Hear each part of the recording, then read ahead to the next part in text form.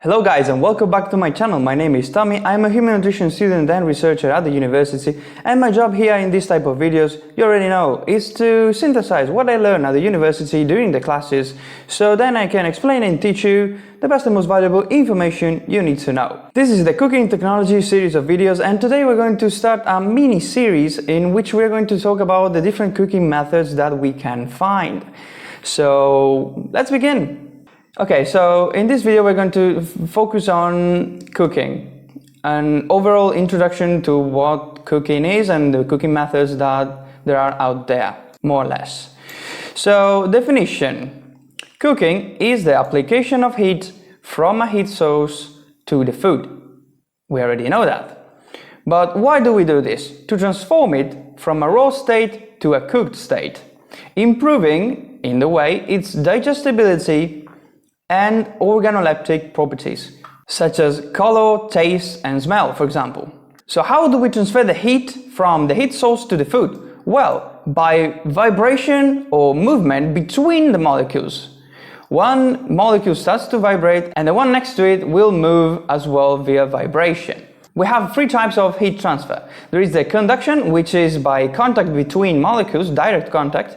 By convection, which is creating a difference in temperature, and this will create this convection thing where the lower density molecules will go up, whereas higher density molecules will go down, and the heat source is beneath it.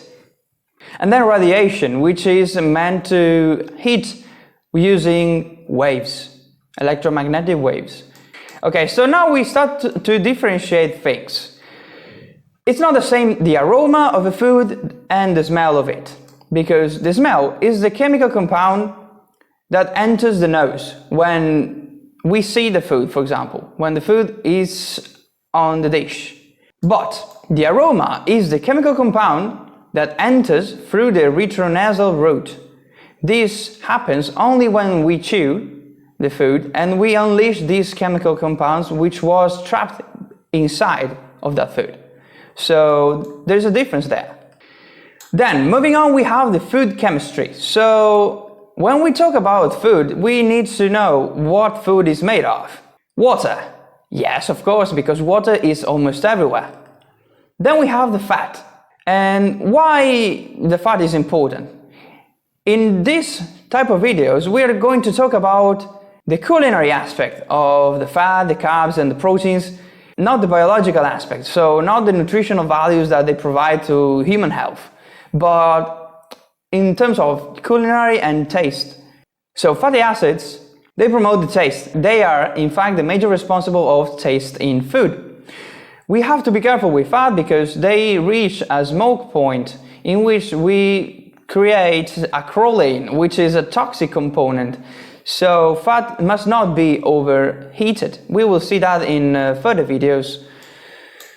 Then we have carbs. Carbs give us sweet taste, as well as base and structure for the food, such as bread. Bread is a base, and then we use it to put something else on it.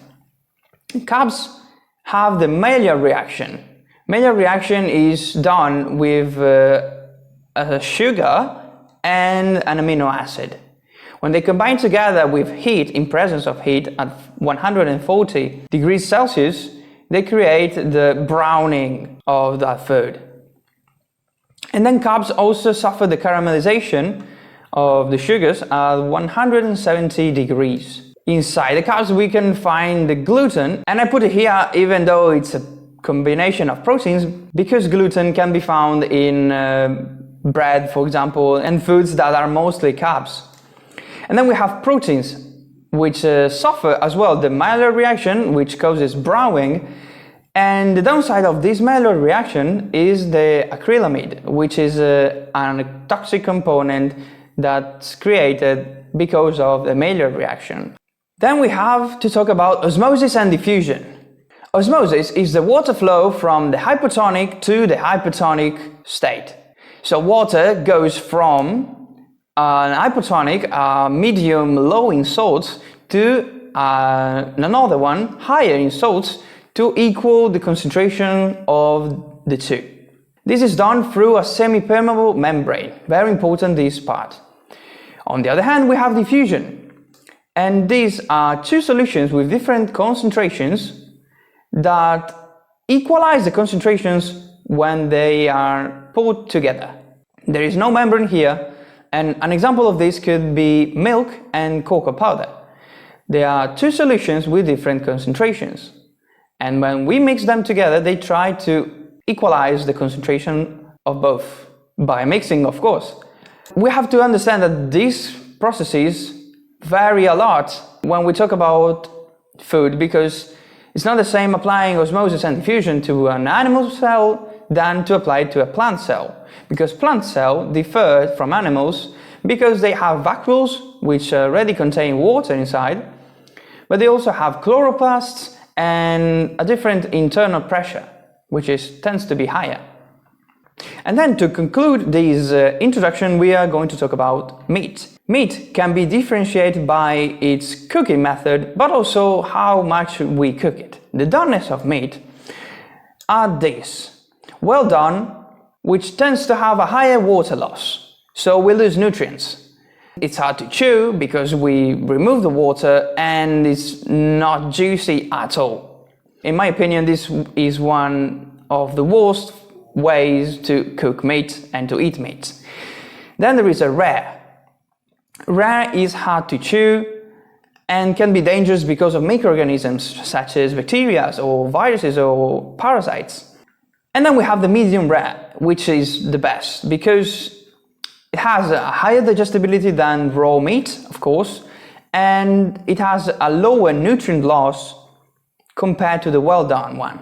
The only downsides of medium rare meats is that you cannot make sure that all microorganisms are completely killed.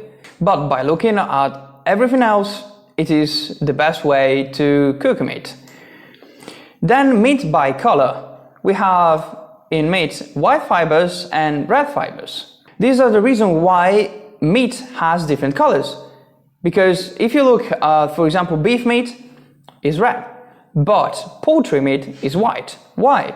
Because of fibers. White fibers are used for sudden and rapid movement, and they use glycogen for it.